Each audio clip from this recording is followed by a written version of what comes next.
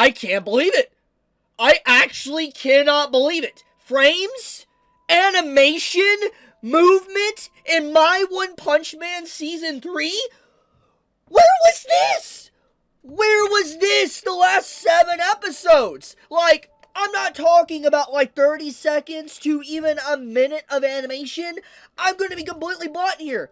This was pretty much 70 to 90% of the episode had movement. It had animation. Guys, we have an anime. We have a freaking anime. It's moving. It's actually moving. It's not PNG scrolling. You even have smear frames. Like, look at that. Like, oh my goodness.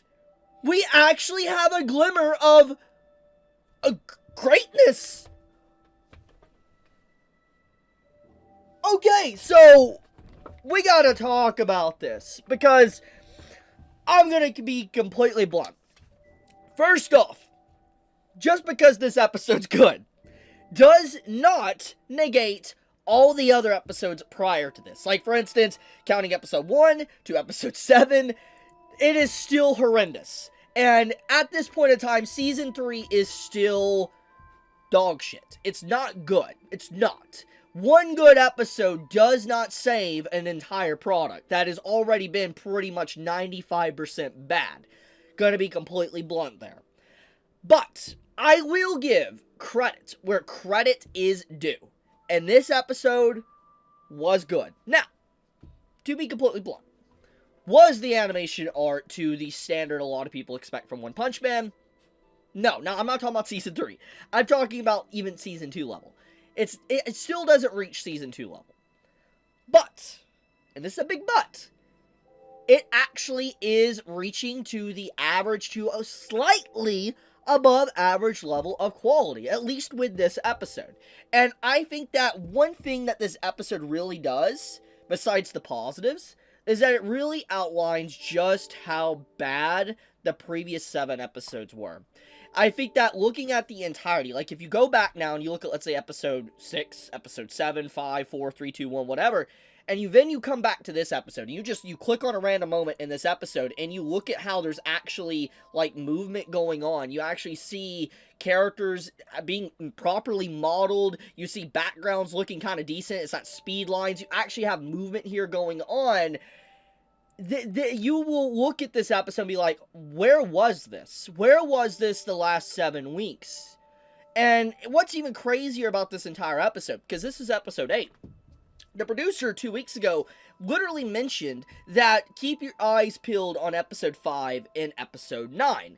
We all know episode 5 was, to be completely frank, was a dumpster fire. A lot of people hated it. It was not good. It butchered a lot of good content, and for a very good reason why people were upset. It makes a lot of sense why everybody was overwhelmingly upset with how that episode turned out. Even the animator that made, like, the best cut of the entire episode came out and said they were disappointed.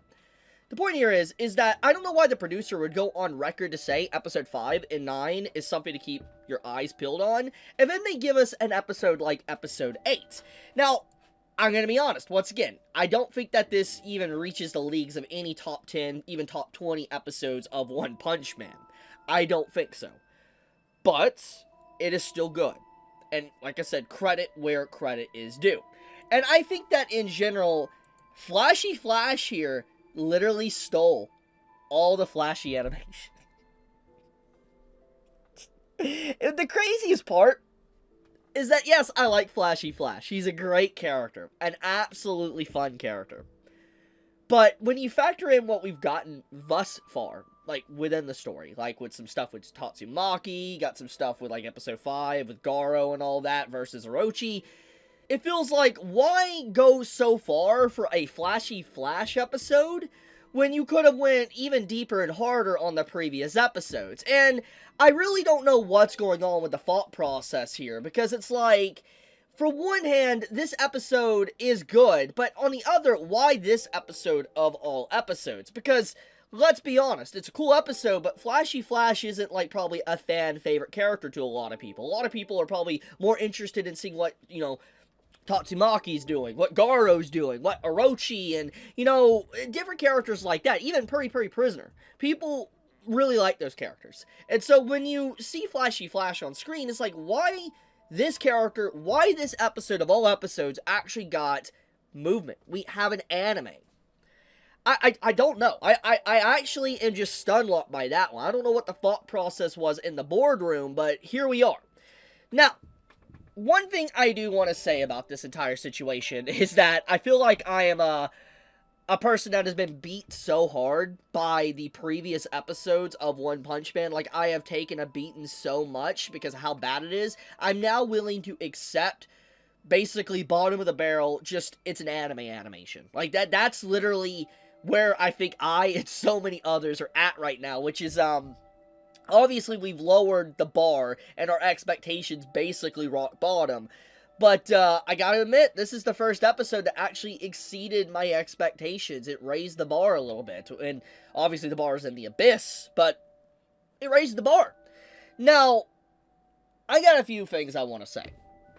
In terms of consistency of this episode, I noticed there was a lot of CGI. There was a lot of CGI used for this, and I think that, in general, that's probably why it looked like there was so much movement going on, is because of how the CGI was used. And, in fact, the CGI wasn't even used in a bad way. I would actually say that it was a very strong showcasing of CGI usage. From my understanding, the staff listing for this episode, there was a studio that came in that actually works with CGI. They use CGI a lot. They came in to assist JC staff and the staff that worked on this episode. So that's probably why the CGI looks so good, is because you have, like, staff members that are skilled with using CGI.